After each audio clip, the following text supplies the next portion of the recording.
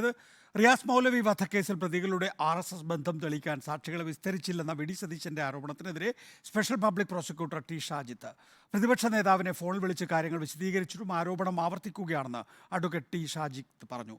V D സതീശനെതിരെ നിയമ നടപടി സ്വീകരിക്കും. കേസിൽ വീഴ്ച സംഭവിച്ചു എന്ന് തെളിയിച്ചാൽ അഭിഭാഷക ജോലി അവസാനിപ്പിക്കും. ഇപ്പോഴുള്ള ആരോപണങ്ങൾ മുസ്ലിം വോട്ട് നേടാനുള്ള കുതന്ത്രം മാത്രമാണെന്നും ഷാജിത്ത് റിപ്പോർട്ടറിനോട് പറഞ്ഞു. ഇത് വി ഡി സതീശൻ സ്വപ്നത്തിൽ കണ്ടതാണോ എന്ന് എനിക്കറിയില്ല. ആദ്യ ദിവസം ഇദ്ദേഹം ഈ പ്രസ്താവന നടത്തിയ സമയത്തിന് അദ്ദേഹത്തിന് ഞാൻ ഫോണിൽ ബന്ധപ്പെട്ടിരുന്നു.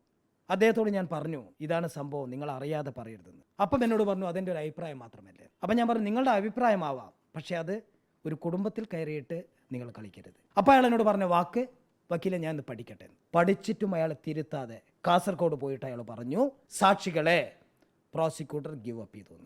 ഞാൻ വീണ്ടും പറയണു, അങ്ങനെ ഒരു കാര്യം വിധി പകർപ്പിലോ കോടതി രേഖകളിലോ മെമ്മോ ഓഫ് എവിഡൻസിലോ കാണിച്ചു തന്നാൽ ഷാജിത്ത് എന്ന് പറയുന്ന ഈ വക്കീൽ ആ സമയത്തോടെ പ്രാക്ടീസ് നിർത്തും. നിയമപരമായി മുന്നോട്ട് നീങ്ങും തന്നെയാണ് ഞാൻ ആലോചിക്കുന്നത്.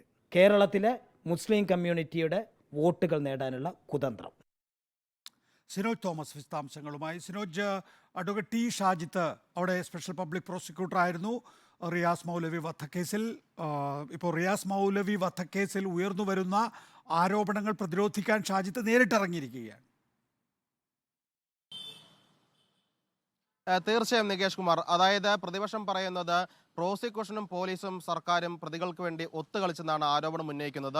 ഇന്നലെയും പ്രതിപക്ഷ നേതാവ് ഈ ആരോപണം ഉന്നയിച്ചിരുന്നു. മുസ്ലിം ലീഗിന്റെ നേതാക്കളും ഈ ആരോപണം ഉന്നയിച്ചിരുന്നു. ആ ഘട്ടത്തിലാണ് ഈ കേസിന്റെ സ്പെഷ്യൽ പബ്ലിക് പ്രോസിക്യൂട്ടർ തന്നെ അതിനെ പ്രതിരോധിക്കാൻ വേണ്ടി രംഗത്ത് വരുന്നത്. മുഖ്യമന്ത്രി തന്നെ വിശദീകരണം നൽകിയതാണ്. പക്ഷേ അദ്ദേഹം ഈ വിധിപ്പകർപ്പ് വെച്ചുകൊണ്ടാണ് പ്രതിരോധിക്കുന്നത്. അതായത് ഈ പ്രതികളെ കുറ്റവിമുക്തരാക്കി വെറുതെ വിട്ട പ്രതികൾക്ക് RSS ബന്ധമുണ്ടെന്ന് തെളിയിക്കാൻ പ്രോസിക്യൂഷൻ പരാജയപ്പെട്ടെന്നായിരുന്നു വലിയൊരു വിമർശനം. പക്ഷേ ഈ പ്രോസിക്യൂട്ടർ പറയുന്നു, 4 സാക്ഷികളെ, അതായത് ഈ 3 പ്രതികളുടെയും സുഹൃത്തുക്കളായ ഈ RSS പ്രവർത്തകരെ ഈ കോടതിയിൽ വിസ്തരിച്ചതാണ്. അത് എന്തുകൊണ്ട് പ്രതിപക്ഷ നേതാവ് കാണാതെ പോകുന്നു? അത് കണ്ടിട്ടും കാണാതെ നടിച്ചുകൊണ്ടാണ് അദ്ദേഹം ഇക്കാര്യങ്ങൾ പറയുന്നത്. രാഷ്ട്രീയമായിട്ട് ഈ വിഷയത്തെ കാണുന്നു.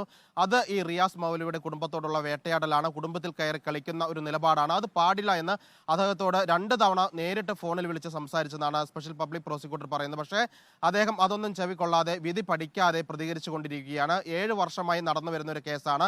ഈ ഘട്ടത്തിലൊന്നും ആരോപണം ഉന്നയിക്കാതെ വിധി വന്ന സാഹചര്യത്തിൽ മാത്രം ആരോപണം ഉന്നയിക്കുന്നത് ശരിയല്ല.